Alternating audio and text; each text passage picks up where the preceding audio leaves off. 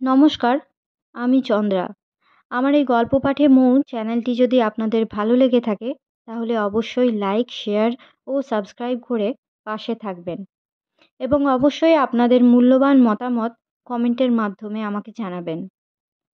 আজকের নিবেদন শ্রদ্ধেয় বিভূতিভূষণ বন্দ্যোপাধ্যায়ের পথের পাঁচালী উপন্যাসের মাটির ভেপু। আসলে অপু কিন্তু ঘুমায় নাই, সে জাগিয়াছিল।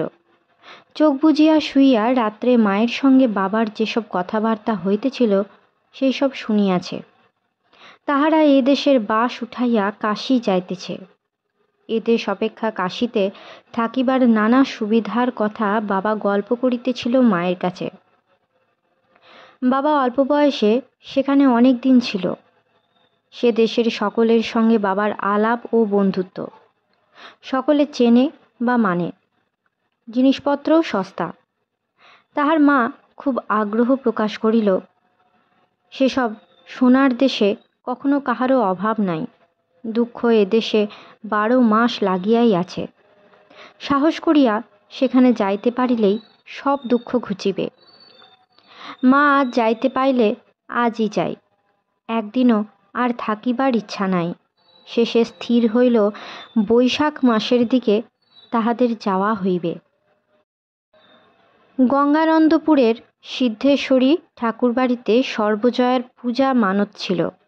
ক্রোশ তিনেক দূরে কে পূজা দিতে চায়, এই জন্য এই পর্যন্ত মানত শোধ হয় নাই। এবার এদেশ হইতে যাইবার পূর্বে পূজা দিয়া যাওয়া দরকার, কিন্তু খুঁজিয়া লোক মিলিল না।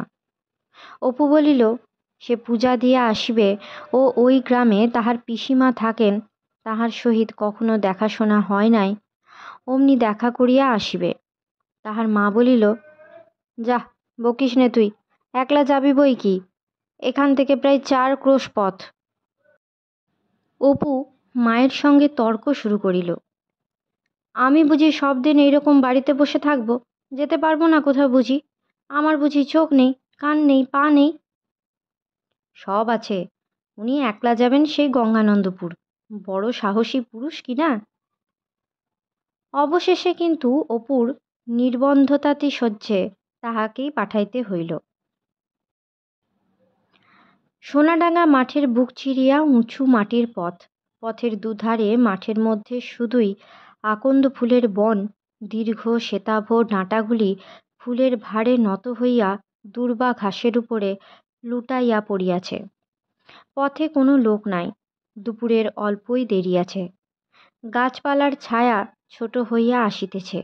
অপুর খালি পায়ে বেলে মাটির তাত লাগিতেছিল, তাহাতে বেশ আরাম হয়।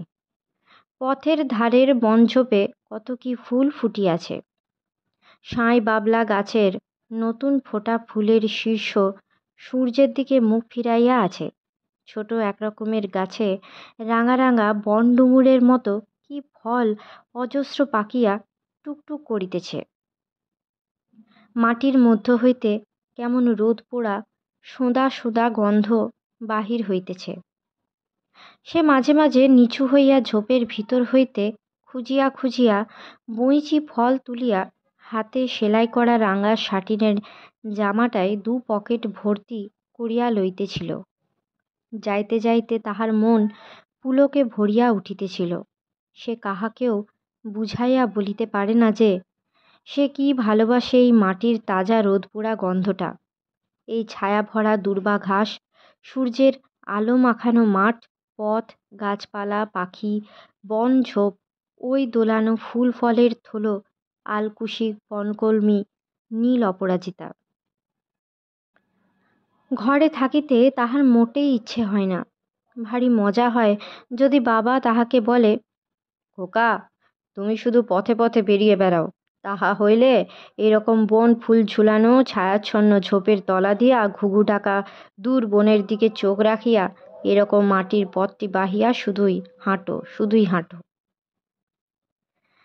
মাঝে মাঝে হয়তো বাঁশবনের কঞ্চির ডালে ডালে সরসর শব্দ, বৈকালের রোদে সোনার সিঁদুর ছড়ানো আর নানা রং বেরঙের পাখির গান। অপুর শৈশব কাটিতেছিল এই প্রকৃতির সহিত ঘনিষ্ঠ সংস্পর্শে। এক ঋতু কাটিয়া গিয়া কখন অন্য ঋতু পড়ে, গাছপালায়, আকাশে বাতাসে, পাখির কাকলিতে তাহার বার্তা রটে। ঋতুতে ঋতুতে ইছামতীর নব নব পরিবর্তনশীল রূপ সম্বন্ধে তাহার চেতনা জাগ্রত হইয়া উঠিয়াছিল। কোন ঋতু গাছপালায়, জলে স্থলে, শূন্যে, ফুলে ফলে কি পরিবর্তন ঘটায় তাহা সে ভালো করিয়া চিনিয়া ফেলিয়াছিল। ইহাদের সহিত এই ঘনিষ্ঠ যোগ সে ভালোবাসে, ইহাদের ছাড়া সে জীবন কল্পনা করিতে পারে না। এই বিরাট অপরূপ ছবি চোখের উপরে রাখিয়া সে মানুষ হইতেছিল। গ্রীষ্মের খরতাপ ও গুমটের অবসানে সারা দিক চক্রবাল জুড়িয়া ঘন নীল মেঘসজ্জার গম্ভীর সুন্দর রূপ, অস্তবেলায় সোনাডাঙ্গার মাথার উপরকার আকাশে কত বর্ণের মেঘের খেলা, ভাদ্রে শেষে ফুটন্ত কাশফুলে ভরা মাধবপুরের দূর প্রসারিত চর, চাঁদনি রাতে জ্যোৎস্না জালের খুপড়ি কাটা বাঁশবনের তলা, অপুর স্ফুটনোন্মুখ কৈশোরের সতেজ আগ্রহ ভরা অনাবিল মনে ইহাদের অপূর্ব বিশাল সৌন্দর্য চিরস্থায়ী ছাপ মারিয়া দিয়াছিল। কান্তিরসের চোখ খুলিয়া দিয়াছিল, চুপি চুপি তাহার কানে অমৃতের দীক্ষা মন্ত্র শুনাইয়াছিল। অপু কখনো জীবনে এ শিক্ষা বিস্মৃত হয় নাই। চিরজীবন সৌন্দর্যের পূজারী হইবার ব্রত নিজের অলক্ষিতে মুক্তরূপা প্রকৃতি তাহা ধীরে ধীরে গ্রহণ করাইতেছিলেন। নদীডাঙ্গার বাঁওড়ে কাহারা মাছ ধরিয়াছে, সে খানিকক্ষণ দাঁড়াইয়া দেখিল। গ্রামের মধ্যে একটা কানা ভিখারি একতারা বাজাইয়া গান গাহিয়া ভিক্ষা করিতেছে। ও গান তো অপু জানে, কতবার গাহিয়াছে। দিন দুপুরে চাঁদের উদয়ে রাত পোহানো হলো ভার। বোষ্টম দাদু গানটা খুব ভালো গায়। হরিশপুরের মধ্যে ঢুকিয়া পথের ধারে একটা ছোট্ট চালাঘরে পাঠশালা বসিয়াছে, ছেলেরা সুর করিয়া নামতা পড়িতেছে। সে দাঁড়াইয়া শুনিতে লাগিল। গুরুমশায়ের বয়স বেশি নয়, তাহাদের গাঁয়ের প্রসন্ন গুরুমশায়ের চেয়ে অনেক কম। আর এক কথা তাহার বার বার মনে হইতেছিল, এই তো সে বড় হইয়াছে, আর ছোট নাই। ছোট থাকিলে কি আর মা একা কোথাও ছাড়িয়া দিত? এখন কেবলই চলা, কেবলই সামনে আগাইয়া যাওয়া। তাহা ছাড়া আসছে মাসের এই দিনটিতে তাহারা কত দূর, কোথায় চলিয়া যাইবে, কোথায় সেই কাশী, সেখানে। বৈকালের দিকে গঙ্গানন্দপুরে গিয়া পৌঁছিল। পাড়ার মধ্যে পৌঁছিতেই কোথা হইতে রাজ্যের লজ্জা তাহাকে এমন পাইয়া বসিল যে সে কোনো দিকে চাহিতেই পারিল না। কায়ক্লেশে সম্মুখের পথে দৃষ্টি রাখিয়া কোনো রকমে পথ চলিতে লাগিল। তাহার মনে হইল সকলেই তাহার দিকে চাহিতেছে। সে যে আজ আসিবে তাহা যেন সকলেই জানে। হয়তো ইহারা এতক্ষণ মনে মনে বলিতেছে, এই সেই যাচ্ছে, দেখ দেখ চেয়ে। সে যে পুটুলির ভিতর বাঁধিয়া নারিকেল নাড়ু লইয়া যাইতেছে তাহাও যেন সকলেই জানে। তাহার পিসেমশাই কুঞ্জু চক্রবর্তীর বাড়িটা কোন দিকে, এই কথাটা পর্যন্ত সে কাহাকেও জিজ্ঞাসা করিতে পারিল না। অবশেষে এক বুড়িকে নির্জনে পাইয়া তাহাকেই জিজ্ঞাসা করাতে সে বাড়ি দেখাইয়া দিল। বাড়িটার সামনে পাঁচিল ঘেরা। উঠানে ঢুকিয়া সে কাহারও সাক্ষাৎ পাইল না। দু একবার কাশিল, মুখ দিয়া কথা বাহির হয় সাধ্য কি? কতক্ষণ সে চৈত্র মাসের খড়রৌদ্রে বাহিরের উঠানে দাঁড়াইয়া থাকিত তার ঠিকানা নাই।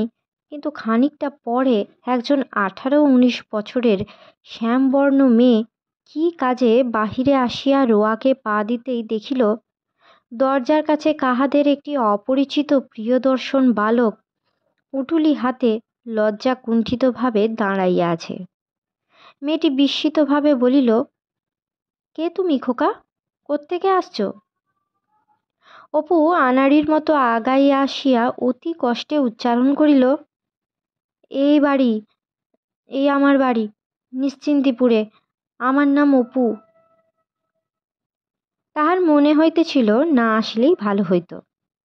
হয়তো তাহার পিসিমা তাহার এরূপ অপ্রত্যাশিত আগমনে বিরক্ত হইবে, হয়তো ভাবিবে কোথা হইতে আবার এক আপদ আসিয়া জুটিল। তাহা ছাড়া কে জানিত আগে যে অপরিচিত স্থানে আসিয়া কথাবার্তা কওয়া এত কঠিন কাজ, তার কপাল ঘামিয়া উঠিল। কিন্তু মেয়েটি তখনই ছুটিয়া আসিয়া তাহার হাত ধরিয়া মহা আদরে রোয়াকে উঠাইয়া লইয়া গেল। তাহার মা বাবা কেমন আছেন সে কথা জিজ্ঞাসা করিল। তাহার চিবুকে হাত দিয়া কত আদরের কথা বলিল। দিদিকে যদিও কখনো দেখে নাই, তবুও দিদির নাম করিয়া খুব দুঃখ করিল। নিজের হাতে তাহার গায়ের জামা খুলিয়া হাত মুখ ধোয়াইয়া শুকনা গামছা দিয়া মুছাইয়া তাড়াতাড়ি এক গ্লাস চিনির শরবত করিয়া আনিল। পিসি বলিতে সে যাহা ভাবিতেছিল তাহা নয়, অল্প বয়স, রাজির দিদির চেয়ে একটু বড়। তাহার পিসিও তাহার দিকে চাহিয়া চাহিয়া দেখিতেছিলেন। জ্ঞাতি সম্পর্কের ভাইপোটি যে দেখিতে এত সুন্দর, বা তাহার বয়স এত কম, তাহার পিসি বোধহয় ইতিপূর্বে জানিত না। তাই পাশের বাড়ি হইতে একজন প্রতিবেশিনী আসিয়া অপুর পরিচয় জিজ্ঞাসা করিলে সে একটু গর্বের সহিত বলিল, আমার ভাইপো, নিশ্চিন্তিপুরে বাড়ি, খুড়তুতো ভাইয়ের ছেলে, সম্পর্কে খুব আপন, তবে আসা যাওয়া নেই তাই।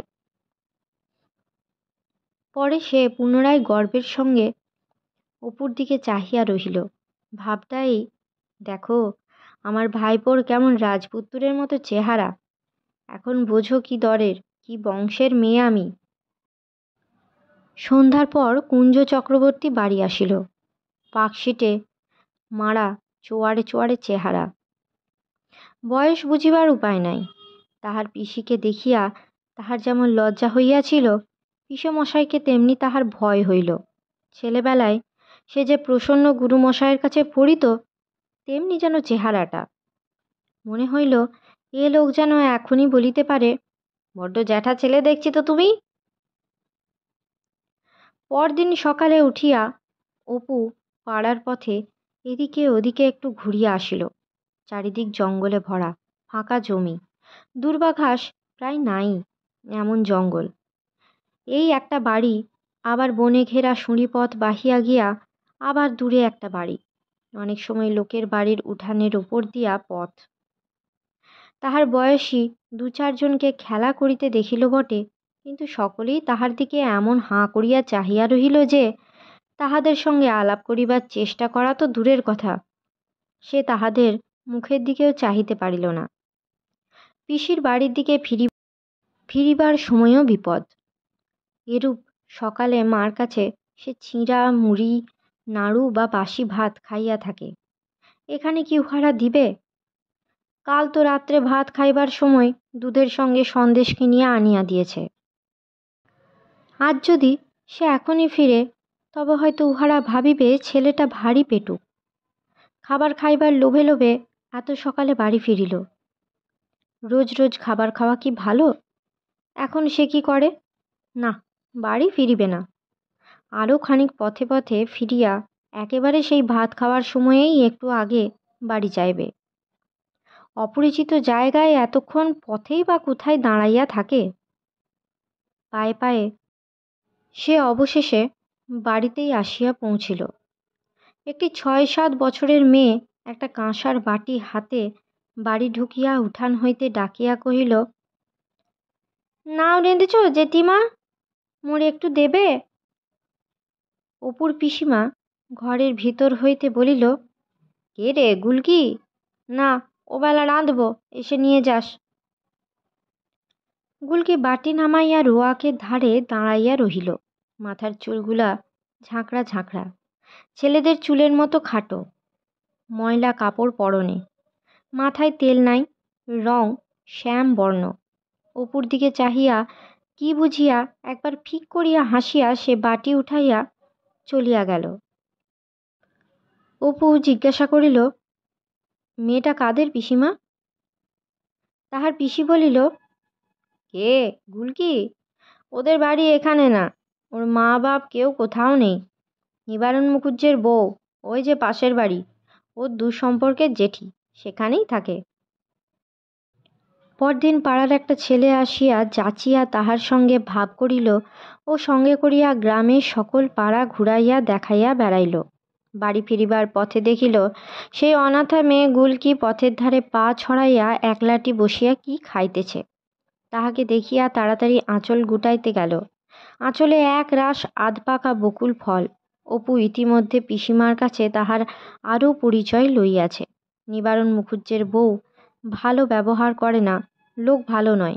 পিসিমা বলিতেছিল, জেঠি তো নয় রণচণ্ডী, কতদিন খেতেও দেয় না, এর বাড়ি ওর বাড়ি খেয়ে বেড়ায়। নিজেরই পুষি 7 গন্ডা, তাদেরই জোটে না, তাই আবার পর। গুলকিকে দেখিয়া অপুর মোটেই লজ্জা হয় না। ছোট্ট এই একটুকু মেয়েটা, আহা কেন নেই। তাহার সঙ্গে ভাব করিতে অপুর বড় ইচ্ছা হইল। সে কাছে গিয়া বলিল, আঁচলে কি লুকোচ্ছিস দেখি খুকি। গুলকি হঠাৎ আঁচল গুটাইয়া লইয়া ফিক করিয়া হাসিয়া নিচু হইয়া দৌড় দিল। তাহার কাণ্ড দেখিয়া অপুর হাসি পাইল। ছুটিবার সময় গুলকির আঁচলের বকুল ফল পড়িতে পড়িতে চলিয়াছিল। সেগুলি সে কুড়াইতে কুড়াইতে বলিল, পড়ে গেল, সব পড়ে গেল, নিয়ে যা তো তোর বকুল। ও খুকি, কিছু বলবো না, ও খুকি। গুলকি ততক্ষণে উধাও হইয়াছে। পুকুরে স্নান সারিয়া আসিয়া সে বসিয়াছে। এমন সময়ে দেখিতে পাইল খিড়কির দরজার আড়াল হইতে গুলকি একবার একটুখানি করিয়া উঁকি মারিতেছে, আর একবার মুখ লুকাইতেছে। তাহার সহিত চোখাচোখি হওয়াতে গুলকি ফিক করিয়া হাসিয়া ফেলিল। অপু দাঁড়াইয়া উঠিয়া বলিল, দাঁড়া, তোকে ধরছি এক দৌড়ে। বলিয়া সে খিড়কির দরজার দিকে ছুটিল। গুলকি আর পিছন দিকে না চাহিয়া পথ বাহিয়া সোজা পুকুর পাড়ের দিকে ছুট দিল।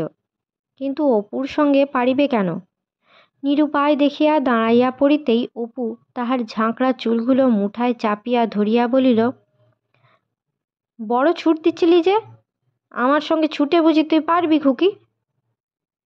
গুলকির প্রথম ভয় হইয়াছিল বুঝি বা তাহাকে মারিবে, কিন্তু অপু চুলের মুঠি ছাড়িয়া দিয়া হাসিয়া ফেলায় সে বুঝিল এ একটা খেলা। সে আবার সেই রকম হাসিয়া ফেলিল। অপুর বড় দয়া হইল। তাহার মুখের হাসিতে এমন একটা আভাস ছিল যাহাতে অপুর মনে হইল এ তাহার সঙ্গে ভাব করিতে চায়, খেলা করিতে চায়।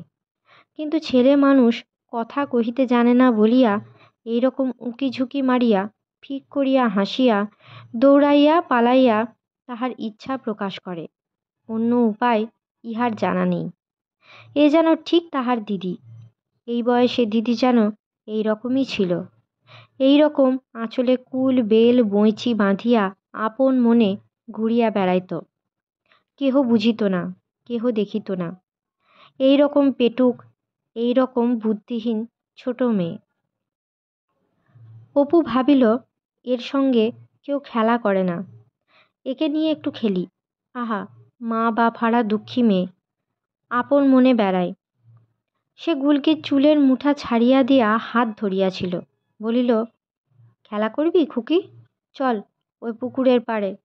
না, এক কাজ কর খুকি, আমি তোকে ধরব আর তুই ছুটে যাবি ওই কাঁঠাল গাছটা বুড়ি। আয়। মুঠা ছাড়িয়া দিতেই গুলকি আর না দাঁড়াইয়া আবার নিচু হইয়া দৌড় দিল। অপু চেঁচাইয়া বলিল, আচ্ছা যা, যা দেখি কদ্দূর যাবি, ঠিক তোকে ধরব দেখিস। আচ্ছা, ওই গেলি তো, এই দেখ। বলিয়া নিঃশ্বাস বন্ধ করিয়া সে এক দৌড় দিল। চু। গুলকি পিছন দিকে চাহিয়া অপুকে দৌড়িতে দেখিয়া প্রাণপণে যতটুকু তাহার ক্ষুদ্র শক্তিতে কুলায় দৌড়িবার চেষ্টা করিল। কিন্তু অপু একটুখানি ছুটিয়া গিয়াই তাহাকে ধরিয়া ফেলিল। ভারী ছুটতে শিখেছিস খুকি, না? তা কি তুই আমার সঙ্গে পারিস? চল, চোর চৌকিদার খেলা করবি। তুই হবি চোর, এই কাঁঠাল পাতা চুরি করে পালাবি, বুঝলি? আর আমি হব চৌকিদার, তোকে ধরব। গুলকির মুখে হাসি আর ধরিতেছিল না। হয়তো সে এতক্ষণ মনে মনে চাহিতেছিল এই সুন্দর ছেলেটির সঙ্গে ভাব করিতে। মাথা নাড়িয়া আশ্বাস দিবার সুরে বলিল, কাঁই বিচি নেবে? অপু মনে ভাবিল, চাষার গ্রামে থাকিয়া ও এরকম কথা শিখিয়াছে। তাহাদের গ্রামে যেমন গোয়ালা কি সদগোপের ছেলেমেয়েরা কথা বলে তেমনি। দুপুরবেলা তাহার পিসিমা ডাকিলে পেছনে পেছনে গুলকি আসিল। অপুর খাওয়া হইয়া গেলে তাহার পিসি জিজ্ঞাসা করিল, ভাত খাবি গুলকি? অপুর পাতে বস, মোচার ঘন্ট আছে, ডাল দিচ্ছি। অপু ভাবিল, আহা, ও খাবে জানলে দুখানা মাছ ওর জন্যে রেখে দিতাম। গুলকি দ্বিরুক্তি না করিয়া নির্লজ্জভাবে খাইতে বসিল। অনেকগুলি ভাত চাহিয়া লইয়া ডাল দিয়া সেগুলি মাখিল। পরে অনেকক্ষণ বসিয়া বসিয়া অত ভাত না খাইতে পারিয়া পাতের পাশে রাশিকৃত ঠেলিয়া রাখিল। তবুও উঠিবার নাম করে না। অপুর পিসিমা হাসিয়া বলিল, আর খেতে হবে না গুলকি, হাঁসফাঁস করছিস? নে ওঠ, কত ভাত নিয়ে ফেললি দেখ তো, তোর কেবল দৃষ্টি খিদে। পরে বলিল, জেঠিমার কাণ্ড দেখো, এতখানি বেলা হয়েছে কাঁচা মেয়েটা ভাত খেতেও ডাকে না। হলোই বা পর, তাহলেও তো কচি। শনিবারে সিদ্ধেশ্বরীর মন্দিরে অপু পূজা দিতে গেল। আচার্য ঠাকুরের খুব লম্বা সাদা দাড়ি বুকের উপর পড়িয়াছে, বেশ চেহারা। তাহার বিধবা মেয়ে বাপের সঙ্গে সঙ্গে আসে, পূজার আয়োজন করিয়া দেয়। বৃদ্ধ বাপকে খুব সাহায্য করে। মেয়েটি বলিল, 4 পয়সা দক্ষিণে কেন খোকা? এতে তো হবে না, বারের পুজোতে 2 আনা দক্ষিণে লাগবে। অপু বলিল, আমার মা যে 4 পয়সা দিয়েছে মোটে, আর তো আমার কাছে নেই। মেয়েটি খান কত কলা মূলা বাছিয়া একখানা পাতায় মুড়িয়া তাহার হাতে দিয়া বলিল, ঠাকুরের প্রসাদ এতে রইল, বেলপাতা আর সিঁদুরও দিলাম, তোমাদের বাড়ির মেয়েদের দিও। অপু ভাবিল, বেশ লোকেরা, আমার যদি পয়সা থাকতো আরও 2 পয়সা দিতাম। পিসিমার বাড়ি ফিরিয়া সে বাহিরে রোয়াকে জ্যোৎস্নার আলোতে বসিয়া পিসিমার সঙ্গে পূজার গল্প করিতেছে। পাশের গুলকিদের বাড়িতে হঠাৎ গুলকির সরু গলার আকাশ ফাটানো চিৎকার শোনা গেল, ওরে জেঠি, অমন করে মেরো না, ওরে বাবারে, ও জেঠি, মোর পিঠ কেটে রক্ত পড়ছে, মেরো না জেঠি। সঙ্গে সঙ্গে একটা কর্কশ গলার চিৎকার শোনা গেল, হারামজাদি, বদমায়েশ, চৌধুরীদের বাড়ি গিয়েছো নেমন্তন্ন খেতে? অমনি তোমার নোলায় যদি আজ হাত পুড়িয়ে ছ্যাঁকা না দিই, লোকের বাড়ি খেয়ে খেয়ে বেড়াবে, আর শতে কক্ষারিরা চোখের মাথা খেয়ে দেখতে পায় না, বলে কিনা খেতে দেয় না। আপদ বালাই কোথাকার, বাড়িতে তোমায় খেতে দেয় না, আজ তোমায়। অপুর পিসিমা বলিল, দেখছ, ঠেস দিয়ে দিয়ে কথা শুনিয়ে শুনিয়ে বলছে, সত্যি কথা বললেই লোকের সঙ্গে আর ভাব থাকে না, তাহলেই তুমি খারাপ। অপুর মনটা আকুলি বিকুলি করিতেছিল। চোখের জলে গলা আড়ষ্ট হওয়ার দরুন কোনো কথা মুখ দিয়ে বাহির হইল না। পরদিন সন্ধ্যার কিছু আগে আহারাদি সারিয়া অপু গোয়ালাপাড়ার দিকে চলিল। আগের দিন তাহার পিসেমশাই ঠিক করিয়া দিয়াছে, এই গ্রাম হইতে নবাবগঞ্জে তামাক বোঝাই গাড়ি যাইবে।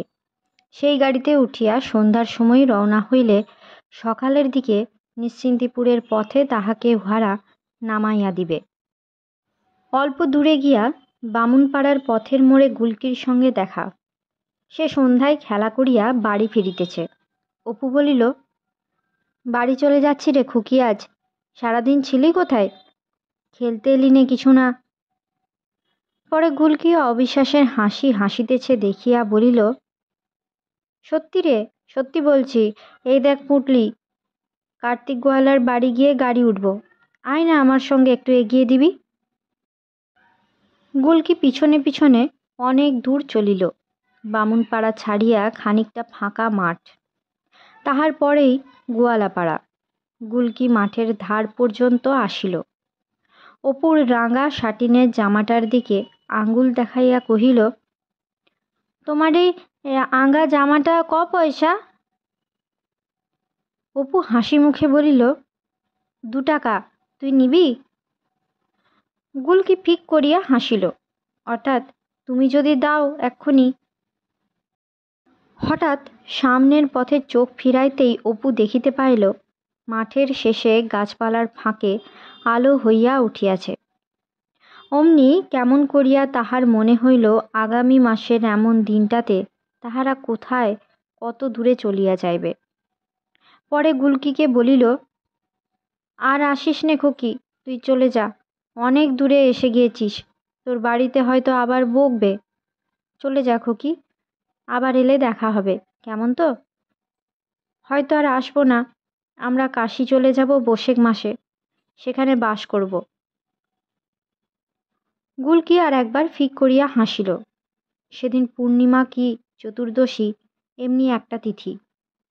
সে এদিকে আর কখনো আসে নাই, কিন্তু বাল্যের এই একা প্রথম বিদেশ গমন সম্পর্কিত একটা ছবি অনেক দিন পর্যন্ত তাহার মনে ছিল।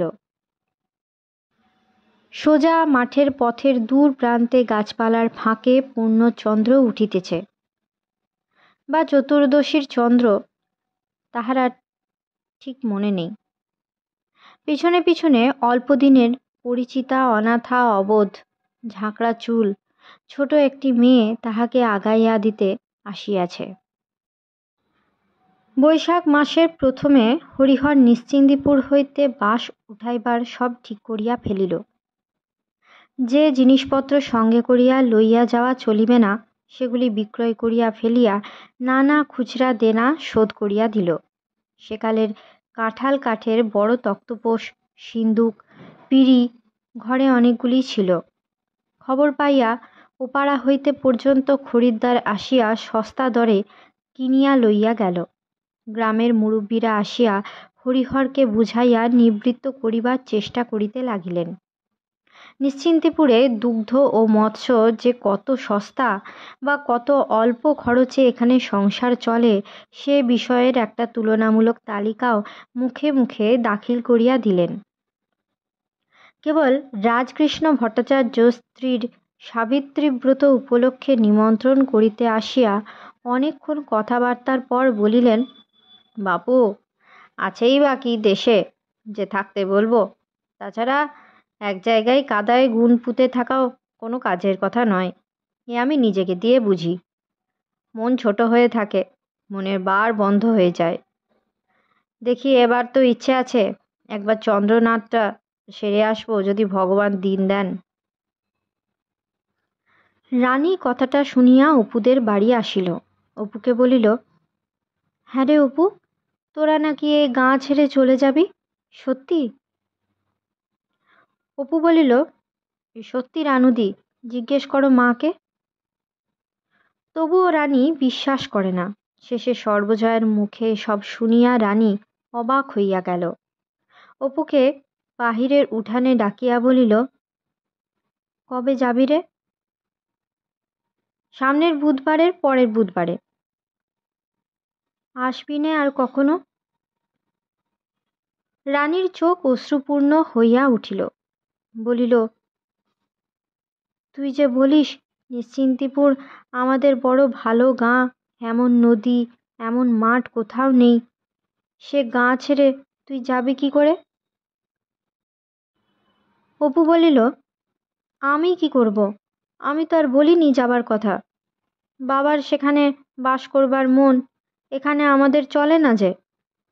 আমার লেখা খাতাটা তোমাকে দিয়ে যাব রানুদি, বড় হলে হয়তো আবার দেখা হবে। রানী বলিল, আমার খাতাতে গল্পটাও তো শেষ করে দিলি নে, খাতায় নাম সইও করে দিলি নে, তুই বেশ ছেলে তো অপু। চোখের জল চাপিয়া রানী দ্রুত পদে বাটির বাহির হইয়া গেল। অপু বুঝিতে পারে না রানুদি মিছিমিছি কেন রাগ করে। সে কি নিজের ইচ্ছাতে দেশ ছাড়িয়া যাইতেছে? স্নানের ঘাটে পটুর সঙ্গে অপুর কথা হইল। পটুও কথাটা জানিত না। অপুর মুখে সব শুনিয়া তাহার মনটা বেজায় দমিয়া গেল। ম্লান মুখে বলিল, তোর জন্য নিজে জলে নেমে কত কষ্টে শ্যাওলা সরিয়ে ফুট কাটলাম, একদিনও মাছ ধরবি না তাতে? একবার রামনবমীর দোল, চড়ক পূজা ও গোষ্ঠবিহার অল্প দিন পরে পরে পড়িল। প্রতি বৎসর এই সময় অপূর্ব অসংযত আনন্দে অপুর বুক ভরিয়া তোলে। সে ও দিদি এ সময় আহার নিদ্রা পরিত্যাগ করিত। অপুর দিক হইতে অবশ্য এবারও তাহার কোনো ত্রুটি হইল না। চড়কের দিন গ্রামের আতুরি বুড়ি মারা গেল। নতুন যে মাঠটাতে আজকাল চড়কের মেলা বসে তাহারই কাছে আতুরি বুড়ির সেই দোচালা ঘরখানা। অনেক লোক জড়ো হইয়াছে দেখিয়া সেও সেখানে দেখিতে গেল। সেই যে একবার আতুরি ডাইনির ভয়ে বাঁশবন ভাঙিয়া দৌড় দিয়াছিল, তখন সে ছোট ছিল। এখন তাহার সে কথা মনে হইলে হাসি পায়। আজ তাহার মনে হইল আতুরি বুড়ি ডাইনি নয়, কিছু নয়। গ্রামের একধারে লোকালয়ের বাহিরে একা থাকিত, গরিব অসহায়, ছেলে ছিল না, মেয়ে ছিল না, কেহ দেখিবারও ছিল না। থাকিলে কি আজ সারাদিন ঘরের মধ্যে মরিয়া পড়িয়া থাকিত? সৎকারের লোক হয় না? পাঁচু জেলের ছেলে একটা হাঁড়ি বাহিরে আনিয়া ঢালিল, এক হাঁড়ি শুকনা আমচুর। ঝোড়ো আম কুড়াইয়া বুড়ি আমসে আমচুর তৈয়ারি করিয়া রাখিয়া দিত ও তাহা হাটে হাটে বিক্রয় করিয়া দিন পাত করিত। অপু তাহা জানে, কারণ গত রথের মেলাতেও তাহাকে ডালা পাতিয়া আমসি বিক্রয় করিতে দেখিয়াছে। চড়কটা যেন এবার কেমন ফাঁকা ঠেকিতে লাগিল। আর বছরও চড়কের বাজারের দিদি নতুন পট কিনিয়া কত আনন্দ করিয়াছে। মনে আছে সেদিন সকালে দিদির সহিত তাহার ঝগড়া হইয়াছিল। বৈকালে তাহার দিদি বলিল, পয়সা দেব অপু, একখানা সীতাহরণের পট দেখিস যদি মেলায় পাস। অপু প্রতিশোধ লইবার জন্য বলিল, যত সব পান সে পুতু পুতু পট, তাই তোর কিনতে হবে? আমি পারবো না, যা। কেন, রাম রাবণের যুদ্ধ একখানা কেন না? তাহার দিদি বলিল, তোর কেবল যুদ্ধ আর যুদ্ধ, ছেলের যা কাণ্ড, কেন ঠাকুর দেবতার পট বুঝি ভালো হলো না? দিদির শিল্পানুভূতি শক্তির উপরে অপুর কোনো কালেই শ্রদ্ধা ছিল না। তাহাদের বেড়ার গায়ে রাংচিতা ফুল লাল হইয়া ফুটিলে তাহার মুখ মনে পড়ে। পাখির ডাকে সদ্য ফোটা ওড়কলমির ফুলের দুলুনিতে দিদির জন্য মন কেমন করে। মনে হয় যাহার কাছে ছুটিয়া গিয়া বলিলে খুশি হইত, সে কোথায় চলিয়া গিয়াছে, কত দূর, আর কখনো কখনো সে এসব লইয়া খেলা করিতে আসিবে না। মেলার গোলমালের মধ্যে কে চমৎকার বাঁশি বাজাইতেছে, নতুন সুর তাহার বড় ভালো লাগে। খুঁজিয়া বাহির করিল মালপাড়ার হারান মাল এক বান্ডিল বাঁশের বাঁশি চাঁচিয়া বিক্রয় করিবার জন্য আনিয়াছে ও বিজ্ঞাপন স্বরূপ একটা বাঁশি নিজে বাজাইতেছে। অপু জিজ্ঞাসা করিল, একটা ক পয়সা? হারান মাল তাহাকে খুব চেনে, কতবার তাহাদের রান্নাঘর ছাইয়া দিয়া গিয়াছে। সে জিজ্ঞাসা করিল, তোমরা নাকি শুনলাম খোকা গাঁ ছেড়ে চললে, তা কোথায় যাচ্ছ? হ্যাঁ গা? অপু 1.5 পয়সা দিয়া সরু বাঁশের বাঁশি একটা কিনিল। বলিল, কোন কোন ফুটোতে আঙুল টেপো হারান কাকা, একবার দেখি দাও দেখি। মনে আছে একবার অনেক রাতে ঘুম ভাঙিয়া সে খানিকক্ষণ জাগিয়াছিল। দূরে নদীতে অন্ধকার রাত্রে জেলেদের আলোয় মাছ ধরা দোনা জালের একঘেয়ে একটানা ঠক ঠক শব্দ হইতেছিল। এমন সময় তাহার কানে গেল অনেক দূরে যেন কুঠির মাঠের পথের দিকে অত রাত্রে কে খোলা গলায় গান গাহিয়া পথ চলিয়াছে। কুঠির মাঠের পথে বেশি রাত্রে বড় একটা কেহ হাঁটে না, তবুও আধো ঘুমে কতদিন যে নিশীথ রাত্রির জ্যোৎস্নায় অচেনা পথিক কণ্ঠে মধুকানের পদভাঙা গানের তানকে দূর হইতে দূরে মিলাইয়া যাইতে শুনিয়াছে, কিন্তু সেবার যাহা শুনিয়াছিল তাহা একেবারে নতুন। সুরটা সে আয়ত্ত করিতে পারে নাই। আধো জাগরণের ঘোরে সুষমাময়ী সুরলক্ষ্মী দুই ঘুমের মাঝখানের পথ বাহিয়া কোথায় অন্তর্হিত হইয়াছিলেন কোনো দিন আর তাহার সন্ধান মিলে নাই। কিন্তু অপু কি তাহা কোনো দিন ভুলিবে? চড়ক দেখিয়া নানা গাঁয়ের চাষাদের ছেলেমেয়েরা রঙিন কাপড় জামা, কেউ বা নতুন কোড়া শাড়ি পরনে শাড়ি দিয়া ঘরে ফিরিতেছে। ছেলেরা বাঁশি বাজাইতে বাজাইতে চলিয়াছে। গোষ্ঠ বিহারের মেলা দেখিতে ৪-৫ ক্রোশ দূর হইতেও লোকজন আসিয়াছিল। শোলার পাখি, কাঠের পুতুল, রঙিন কাগজের পাখা, রং করা হাঁড়ি, ছোবা, সকলেরই হাতে কোনো না কোনো জিনিস। শ্রীনিবাস বৈষ্ণব মেলায় বেগুনি ফুলুরির দোকান খুলিয়াছিল। তাহার দোকান হইতে অপু ২ পয়সার তেলে ভাজা খাবার কিনিয়া হাতে লইয়া বাড়ির দিকে চলিল। ফিরিতে ফিরিতে মনে হইল, যেখানে তাহারা উঠিয়া যাইতেছে সেখানে কি এরকম গোষ্ঠবিহার হয়? হয়তো সে আর চড়কের মেলা দেখিতে পাইবে না। মনে ভাবিল, সেখানে যদি চড়ক না হয় তবে বাবাকে বলবো, আমি মেলা দেখব বাবা, নিশ্চিন্দিপুর চলো যাই। না হয় ২ দিন এসে খুড়িমাদের বাড়ি থেকে যাব। চড়কের পরদিন জিনিসপত্র বাঁধছাঁদা হইতে লাগিল। কাল দুপুরে আহারাদির পর রওনা হইতে হইবে।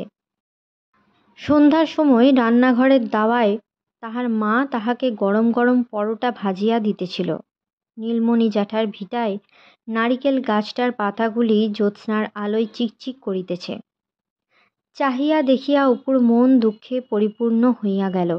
এতদিন নতুন দেশে যাইবার জন্য তাহার যে উৎসাহটা ছিল, যতই যাওয়ার দিন কাছে আসিয়া পড়িতেছে ততই আসন্ন বিরহের গভীর ব্যথায় তাহার মনের সুরটি করুণ হইয়া বাজিতেছে।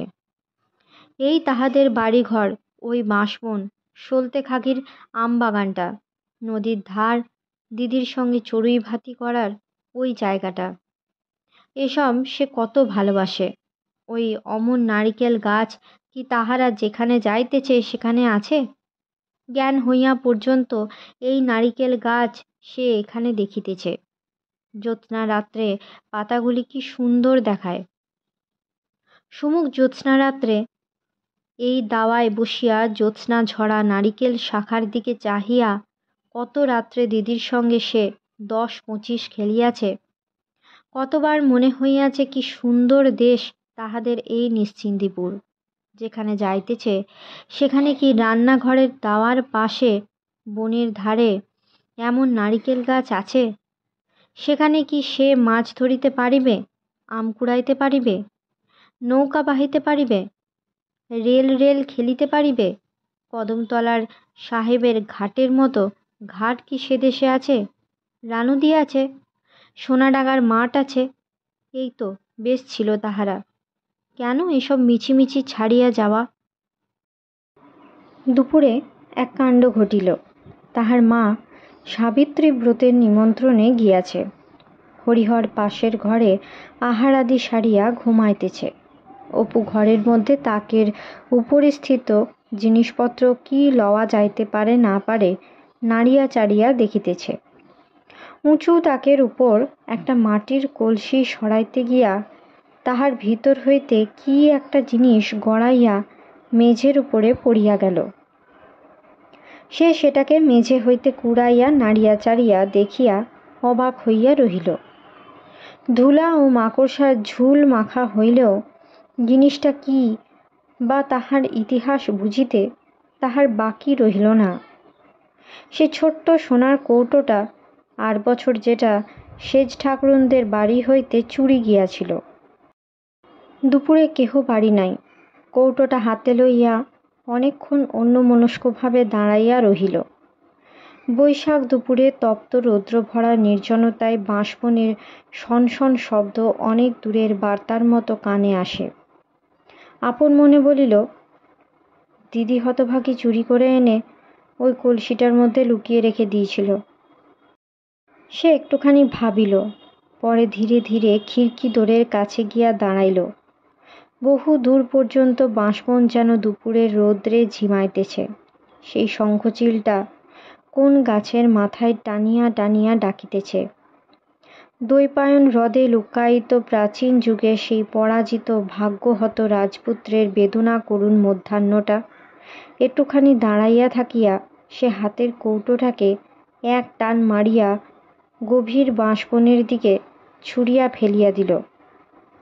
তাহার দিদি ভুলো কুকুরকে ডাক দিলে যে ঘন বনঝোপের ভিতর দিয়ে হাঁপাইতে হাঁপাইতে ছুটিয়া আসিত, ঠিক তাহারই পাশে রাশিকৃত শুকনা বাঁশ ও পাতার রাশির মধ্যে বইচি ঝোপের ধারে কোথায় গিয়া সেটা গড়াইয়া পড়িল। মনে মনে বলিল, রইল এইখানে, কেউ জানতে পারবে না কোনো কথা, ওখানে আর কে যাবে। সোনার কৌটার কথা অপু কাহাকেও কিছু জানাইল না, কখনো জানাই নাই, এমনকি মাকেও না। দুপুর একটু গড়াইয়া গেলে হিরু গাড়োয়ানের গরু গাড়ি রওনা হইল। সকালের দিকে আকাশে একটু একটু মেঘ ছিল বটে, কিন্তু বেলা 10টার পূর্বেই সেটুকু কাটিয়া গিয়া পরিপূর্ণ প্রচুর বৈশাখী মধ্যাহ্নে রৌদ্র গাছপালার পথে মাঠে যেন অগ্নিবৃষ্টি করিতেছে। পটু গাড়ির পেছনে পেছনে অনেক দূর পর্যন্ত আসিতেছিল। বলিল, অপুদা, এবার বারোয়ারিতে ভালো যাত্রা দলের বায়না হয়েছে, তুই শুনতে পেলি না এবার? অপু বলিল, তুই পালার কাগজ একখানা বেশি করে নিবি, আমায় পাঠিয়ে দিবি। আবার সেই চড়কের মাঠের ধার দিয়া রাস্তা, মেলার চিহ্ন স্বরূপ সারা মাঠটায় কাটা ডাবের খোলা গড়াগড়ি যাইতেছে। কাহারা মাঠের এক পাশে রাঁধিয়া খাইয়াছে, আগুনে কালো মাটির ঢেলা ও একপাশে কালিমাখা নতুন হাঁড়ি পড়িয়া আছে। হরিহর চুপ করিয়া বসিয়া ছিল। তাহার যেন কেমন কেমন ঠেকিতেছিল, কাজটা কি ভালো হইল?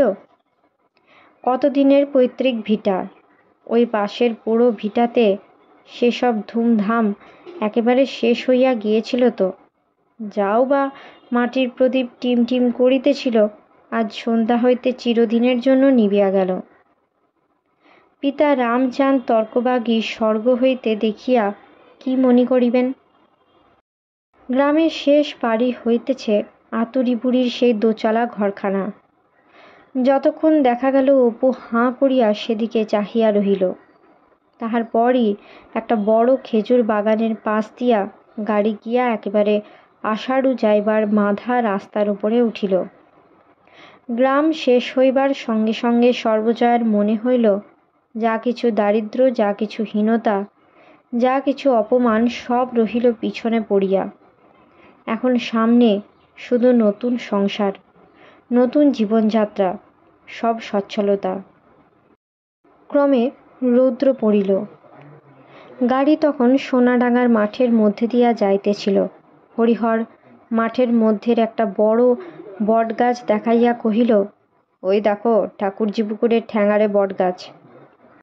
সর্বজয়া তাড়াতাড়ি মুখ বাহির করিয়া দেখিল, পথ হইতে অল্প দূরেই একটা নাবাল জমির ধারে বিশাল বটগাছটা চারিধারে ঝুড়ি গাড়িয়া বসিয়া আছে। সেই বৃদ্ধ ব্রাহ্মণ ও তাহার বালক পুত্রের গল্প সে কতবার শুনিয়াছে।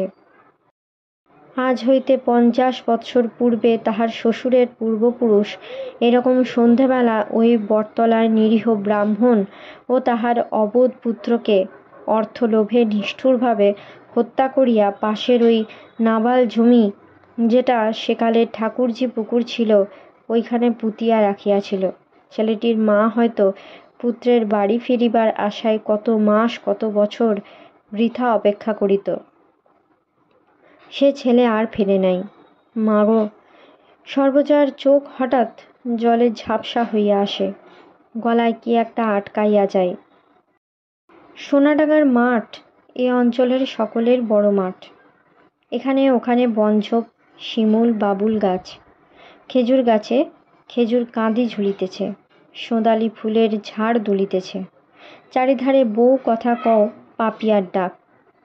দূর প্রসারী মাঠের উপরে তিসি ফুলের রঙের মতো গাঢ় নীল আকাশ উপুর হইয়া পড়িয়াছে, দৃষ্টি কোথাও বাঁধে না। ঘন সবুজ ঘাসে মোড়া উঁচু নিচু মাঠের মধ্যে কোথাও আবাদ নাই, শুধুই গাছপালা, বনঝোপের প্রাচুর্য আর বিশাল মাঠটার শ্যাম্য প্রসার। সম্মুখে কাঁচা মাটির চওড়া পথটা গৃহত্যাগী উদাস বাউলের মতো দূর হইতে দূরে আপন মনে আঁকিয়া বাঁকিয়া চলিয়াছে। একটু দূরে গিয়া বারাসে মধুখালীর বিল পড়িল। কোন প্রাচীন কালের নদী শুকাইয়া গিয়া জীবনের যাত্রাপথের পদচিহ্ন রাখিয়া গিয়াছে। অন্তর্হিত নদীর বিশাল খাতটা এখন পদ্মফুলে ভরা বিল। অপু গাড়িতে বসিয়া মাঠ ও চারিধারের অপূর্ব আকাশের রংটা দেখিতে দেখিতে যাইতেছিল। বেলা শেষের স্বপ্নপটে আবার কত কি শৈশব কল্পনার আসা যাওয়া। এই তো সে গ্রাম ছাড়িয়া চলিয়াছে। এখন হয়তো কোথায় কত দূর চলিবে, যাওয়া তার সবে আরম্ভ হইল। এইবার হয়তো সেই সব দেশ, স্বপ্ন দেখা, সে অপূর্ব জীবন। হরিহর দূরের একটা গ্রাম আঙুল দিয়া দেখাইয়া বলিল, ওই হলো ধঞ্চে পলাশগাছি, ওরই ওপাশে নাটা বেড়ে। ওইখানে বনভূমির দরগাতলায় শ্রাবণ মাসে ভারী মেলা হয়। এখন সস্তা কুমড়ো আর কোথাও মেলে না এরকম। আষাঢ় বাজারের নিচে খেয়ায় বেত্রবতী পার হইবার সময় চাঁদ উঠিল। জ্যোৎস্নার আলোয় জল চিকচিক করিতেছিল। আজ আষাঢ়ুর হাট। কয়েকজন হাটুরে লোক কলরব করিতে করিতে ওপার হইতে খেয়া নৌকায় এপারে আসিতেছে। অপুরের গাড়ি শুদ্ধ পার হইয়া ওপারে উঠিল। অপু বাবাকে বলিয়া আষাঢ়ুর বাজার দেখিতে নামিল। ছোট বাজার, সারি সারি ঝাঁপতোলা দোকান। শ্যাকরার দোকানের ঠুকঠাক শোনা যাইতেছে। একটা খেজুর গুড়ের আড়তের সামনে বহু গরুর গাড়ির ভিড়। মাঝের পাড়া স্টেশন এখনো প্রায় 4 কোষ। রাস্তা কাঁচা হইলেও বেশ চওড়া। দুধারে নীলকুঠির সাহেবদের আমলে রোপিত বট, অশ্বত্থ, তেঁতুল গাছ। বৈশাখ মাসের প্রথমে প্রতি পার্শ্বের বট অশ্বত্থের ডালের মধ্যে কোথায় কোকিল ডাকিয়া ডাকিয়া সারা হইতেছে। সারা পথটা প্রাচীন বটের সারির ঝুলি ঝোলানো। কচি পাতার রাশি জ্যোৎস্না লাগিয়া স্বচ্ছ দেখাইতেছে। বাংলার বসন্ত, চৈত্র, বৈশাখের মাঠে, বনে, বাগানে যেখানে সেখানে কোকিলের এলোমেলো ডাকে, নত পল্লব নাগকেশর গাছের অজস্র ফুলের ভারে, বনফুলের গন্ধ ভরা জ্যোৎস্না স্নিগ্ধ দক্ষিণ হাওয়ার উল্লাসে আনন্দ নৃত্য শুরু করিয়াছে। এরূপ অপরূপ বসন্ত দৃশ্য অপু জীবনে এই প্রথম দেখিল। এই অল্প বয়সেই তাহার মনে বাংলার মাঠ, নদী, নিরালা বনপ্রান্তরের সুমুখ জ্যোৎস্না রাত্রি যে মায়ারূপ অঙ্কিত হইয়া গিয়াছে, তাহার উত্তরকালের শিল্পী জীবনের কল্পনা মুহূর্তগুলির মাধুর্যে ও প্রেরণায় ভরিয়া তুলিবার তাহাই ছিল শ্রেষ্ঠ উপাদান। রাত্রি প্রায় 10টার সময় স্টেশনে আসিয়া গাড়ি পৌঁছিল। আজ অনেকক্ষণ হইতেই কখন গাড়ি স্টেশনে পৌঁছাইবে সেই আশায় অপু বসিয়াছিল। গাড়ি থামিতেই নামিয়া সে এক দৌড়ে গিয়া স্টেশনের প্ল্যাটফর্মে হাজির হইল। সন্ধ্যা 8:30টার ট্রেন অনেকক্ষণ চলিয়া গিয়াছে। বাবাকে জিজ্ঞাসা করিয়া সে জানিয়াছে সারা রাত্রির মধ্যে আর ট্রেন নাই। ওই হিরু গাড়োয়ানের গরু 2টার জন্যই এরূপ ঘটিল, নতুবা এখনই সে ট্রেন দেখিতে পাইত। প্ল্যাটফর্মে এক রাশ তামাকের গাঁট সাজানো। দুজন রেলের লোক একটা লোহার বাক্স মতো দেখিতে অথচ খুব লম্বা ডান্ডাওয়ালা কলে তামাকের গাঁট চাপাইয়া কি করিতেছে। জ্যোৎস্না পড়িয়া রেলের পাটি চিকচিক করিতেছে। ওদিকে রেল লাইনের ধারে একটা উঁচু খুঁটির গায়ে 2টা লাল আলো, এদিকে আবার ঠিক সেই রকম 2টা লাল আলো। স্টেশনের ঘরে ঘরে টেবিলের উপরে চৌপায়া তেলের লণ্ঠন জ্বলিতেছে। এক রাশ বাঁধানো খাতাপত্র। অপু দরজার কাছে গিয়া খানিকটা দাঁড়াইয়া দাঁড়াইয়া দেখিল একটা ছোট্ট খড়মের বউলের মতো জিনিস টিপিয়া স্টেশনের বাবু খটখট শব্দ করিতেছে। স্টেশন, স্টেশন, বেশি দেরি নয়। কাল সকালে সে রেলের গাড়ি শুধু যে দেখিবে তাহা নয়, চড়িবেও। প্ল্যাটফর্ম হইতে নড়িতে তাহার মন সরিতেছিল না, কিন্তু তাহার বাবা ডাকিতে আসিল। খড়মের বউলের মতো জিনিসটাই নাকি টেলিগ্রাফের কল, তাহার বাবা বলিল। অপু ফিরিয়া দেখিল স্টেশনের পুকুর ধারে রাঁধিয়া খাইবার জোগাড় হইতেছে, আর একখানি গাড়ি পূর্ব হইতেই সেখানে দাঁড়াইয়াছিল। আরোহীর মধ্যে 18-19 বৎসরের এক বউ ও একটি যুবক। অপু শুনিল বউটি হবিবপুরের বিশ্বাসদের বাড়ির ভাইয়ের সঙ্গে বাপের বাড়ি যাইতেছে। তাহার মায়ের সঙ্গে বউটির খুব ভাব হইয়া গিয়াছে। তাহার মা খিচুড়ির চাল ডাল ধুইতেছে, বউটি আলু ছাড়াইতেছে। রান্না একত্র হইবে। সকাল 7:30টায় ট্রেন আসিল। অপু হাঁ করিয়া অনেকক্ষণ হইতে গাড়ি দেখিবার জন্য প্ল্যাটফর্মের ধারে ঝুঁকিয়া দাঁড়াইয়াছিল। তাহার বাবা বলিল, খোকা, অত ঝুঁকে দাঁড়িয়ে দেখো না, সরে এসো এদিকে। একজন খালাসিও লোকজনদের হটাইয়া দিতেছিল। কত বড় ট্রেনখানা, কি ভয়ানক শব্দ! সামনের একে ইঞ্জিন বলে। উফ, কি কাণ্ড! অনেক দিন আগের সে দিনটা। সে ও দিদি যেদিন দুজনে বাছুর খুঁজিতে খুঁজিতে মাঠ জলা ভাঙিয়া ঊর্ধ্বশ্বাসে রেলের রাস্তা দেখিতে ছুটিয়া গিয়াছিল, সেদিন আর আজ। ওই যেখানে আকাশের তলে আষাঢ় দুর্গাপুরের বাঁধা সড়কের গাছের সারি ক্রমশ দূর হইতে দূরে গিয়া পড়িতেছে, ওরই ওদিকে যেখানে তাহাদের গাঁয়ের পথ বাঁকিয়া আসিয়া সোনাডাঙ্গা মাঠের মধ্যে উঠিয়াছে, সেখানে পথের ঠিক সেই মোড়টিতে গ্রামের প্রান্তের বুড়ো জামতলাটায় তাহার দিদি যেন ম্লান মুখে দাঁড়াইয়া তাহাদের রেলগাড়ির দিকে চাহিয়া আছে। তাহাকে কেউ লইয়া আসে নাই, সবাই ফেলিয়া আসিয়াছে।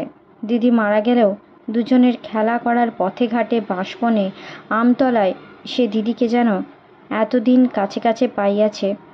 দিদির অদৃশ্য স্নেহ স্পর্শ ছিল নিশ্চিন্দিপুরের ভাঙা কোঠাবাড়ির প্রতি গৃহকোণে। আজ কিন্তু সত্য সত্যই দিদির সহিত চিরকালের ছাড়াছাড়ি হইয়া গেল। তাহার যেন মনে হয় দিদিকে আর কেহ ভালোবাসিত না, মা নয়, কেহ নয়, কেহ তাহাকে ছাড়িয়া আসিতে দুঃখিত নয়। হঠাৎ অপুর মন এক বিচিত্র অনুভূতিতে ভরিয়া গেল। তাহা দুঃখ নয়, শোক নয়, বিরহ নয়, তাহা কি সে জানে না। কত কি মনে আসিল অল্প এক মুহূর্তের মধ্যে। আতুরি ডাইনি, নদীর ঘাট, তাহাদের কোঠা বাড়িটা, চালতে তলার পথ, রানুদি, কত বৈকাল, কত দুপুর, কত দিনের কত হাসি খেলা। পটু দিদির মুখ, দিদির কত নাম এটা স্বাদ। দিদি এখনো এক দৃষ্টে চাহিয়া আছে। পরক্ষণেই তাহার মনের মধ্যের অবাক ভাষা চোখের জলে আত্মপ্রকাশ করিয়া যেন এই কথাই বারবার বলিতে চাহিল, আমি চাইনি দিদি, আমি তোকে ভুলিনি, ইচ্ছে করে ফেলেও আসিনি, ওরা আমায় নিয়ে যাচ্ছে। সত্যই তো ভুলে নাই। উত্তর জীবনে নীল কুন্তলা সাগর মেঘলা ধরণীর সঙ্গে তাহার খুব ঘনিষ্ঠ পরিচয় হইয়াছিল।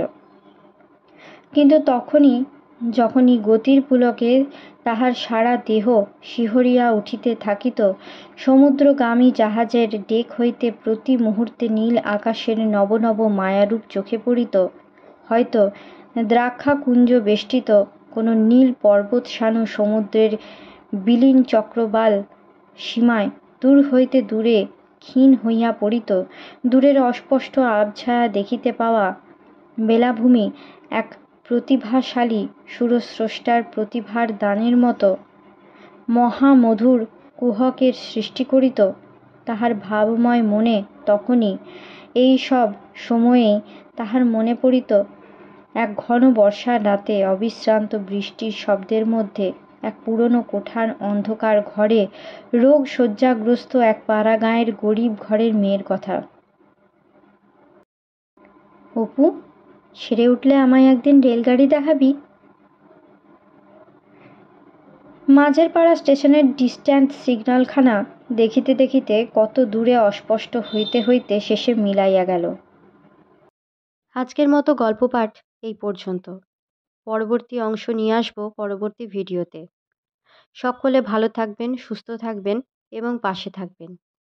নমস্কার।